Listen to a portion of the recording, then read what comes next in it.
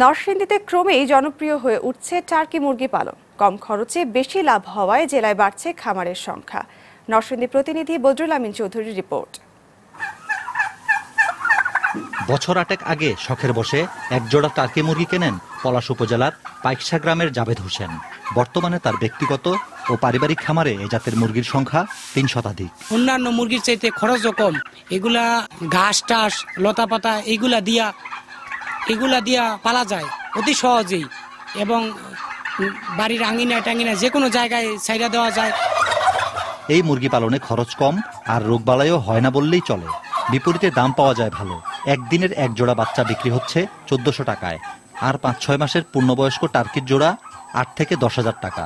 আগে দেখা গেছে আমরা অন্য সব ব্যবসা করতাম, মুরগির ব্রয়লার মুরগি ছিল, তো ওই ব্রয়লার মুরগি দেখা গেছে একটাতে ভালো হইতো আর একটাতে খারাপ হইতো। টার্কি শুরু করে এখন দেখা গেছে মোটামুটি টার্কি দিয়ে মোটামুটি ভালো আছে।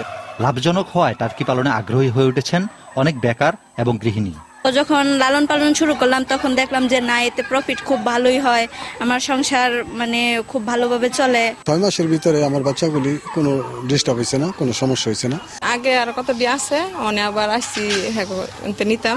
যারা অন্য অন্য জায়গায় প্রাইভেটে চাকরি করতো অলরেডি এটা ছেড়ে দিয়ে এই মুরগির পালার পিছনে সবাই উদ্বুদ্ধ।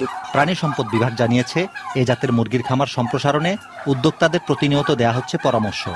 রোগগুলির ভিতরে রয়েছে আপনার ফাউল পক্স, ফাউল কলেরা, আর এইসব রোগের বিরুদ্ধে প্রাণী সম্পদ অধিদপ্তরের মাঠ পর্যায়ের অফিসগুলিতে ভ্যাকসিন যথেষ্ট পরিমাণ মজুদ আছে।